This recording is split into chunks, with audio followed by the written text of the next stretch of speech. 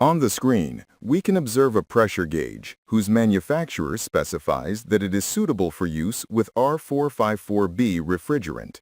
This means that the instrument is built to withstand the characteristic pressures of this gas and provides adequate accuracy within the R454B working range. In addition to the pressure scale, this type of gauge includes a temperature scale that serves a function similar to that of a thermodynamic property table for the gas. This additional scale is not decorative, it is a fundamental analysis tool. It allows you to directly relate the observed pressure with the corresponding saturation temperature of the refrigerant, something that would otherwise require consulting an external chart. This scale makes it possible to know the temperature of the refrigerant at its saturation point, meaning when it is both liquid and vapor states simultaneously. Understanding this concept is essential, since within the coils of the indoor and outdoor units of the air conditioner, the refrigerant is precisely in this saturation condition during the heat transfer process. During evaporation, the refrigerant absorbs heat from the environment while changing from liquid to vapor, and in the condenser, the opposite process occurs. It releases heat to the outdoor air and returns to a liquid state. Understanding how pressure and temperature vary in these phases allows for more efficient maintenance, detection of charge failures or blockages, and optimization of the overall system performance. In this video, we will see how to use the R454B gauge to analyze its pressures and saturation temperatures in air conditioning units, and we will also study some faults detected with this gauge. A. Gauges when the unit is turned off. When the air conditioning unit is turned off, the gauges will show the same pressure on both the high and low sides of the system. This occurs because the compressor is stopped and there is no active circulation of the refrigerant. In this resting state, the gas distributes evenly throughout the circuit, reaching a static pressure that represents thermal equilibrium between the refrigerant and the ambient temperature. Since the compressor is not operating, the value of this pressure will depend directly on the outdoor temperature and the type of gas. For example, at an ambient temperature of 30 degrees Celsius, approximately 80 degrees Fahrenheit, the gauges will indicate a pressure of around 215 psig, which corresponds to the equilibrium pressure of R454B under these conditions. This reading is useful to confirm the presence of refrigerant and detect significant leaks even without turning the system on. B. Gauges when the commanding unit is operating. When the air conditioning unit is running, the compressor begins to draw refrigerant from the evaporator or the indoor coil, thus generating the low pressure. Then, it discharges the compressed gas toward the condenser or outdoor coil, where the refrigerant releases heat and condenses, producing the high pressure. This continuous cycle maintains the thermal exchange that allows the system to cool the environment. The required low side pressure depends on the system's design and function. In a conventional air conditioner, the evaporator must not freeze, therefore the temperature is kept above 0 degrees Celsius.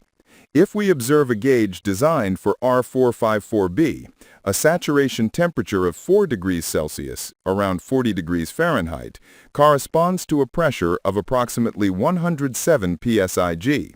These readings are a good indicator that the system is operating correctly under normal conditions. C. Normal high side pressure. To estimate the normal pressure on the high side, the ambient temperature is used as a reference, adding a differential of approximately 10 degrees Celsius, 18 degrees Fahrenheit. This represents the condensation temperature, which is usually higher than the ambient temperature because the gas releases heat in the condenser. For example, with an ambient temperature of 30 degrees Celsius, adding the differential gives a condensation temperature of 40 degrees Celsius, about 104 degrees Fahrenheit. This condition corresponds to a high pressure close to 315 psig, which can be considered normal in systems operating with R454B. Diagnosing common faults using the R454B gauge. A. Evaporator coil freezing failure. When a freezing fault occurs in the indoor coil, the evaporator temperature drops below 0 degrees Celsius, 32 degrees Fahrenheit, causing ice formation. In this case, the low side gauge will show a pressure below 100 psig. This symptom may be caused by obstructions, insufficient airflow, or lack of refrigerant, and it must be corrected before the compressor becomes damaged. B. Poor heat exchange in the condenser. If the condenser fails to dissipate heat properly due to dirt, defective fans, or blocked airflow, the high pressure will rise significantly. For example, at an ambient temperature of 30 degrees Celsius, the pressure should be around 315 psig, but if it increases much higher, it is a clear sign of a heat exchange deficiency that requires maintenance. C. Vibration of the low side gauge needle. When the low side gauge needle vibrates or oscillates, it may indicate the presence of moisture in the lines, mechanical failures in the compressor, or a partial obstruction in the capillary tube or filter dryer. This irregular behavior shows that the refrigerant flow is unstable and that there is an internal problem that must be corrected to prevent major damage. D. Severe blockage in the capillary tube or filter dryer. If, when turning on the system, the low side pressure drops sharply and remains very low, while the high side pressure rises and then stabilizes, this suggests a severe blockage in the capillary tube or filter dryer.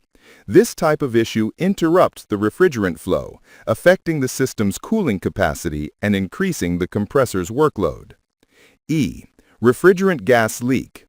When both high and low pressures are lower than normal, there is a high probability of a refrigerant leak. In addition to the abnormal gauge readings, you may also notice reduced electrical consumption and poor system performance. Leak detection using an electronic detector or bubble test is essential before recharging the refrigerant. F. Mechanical compressor problems.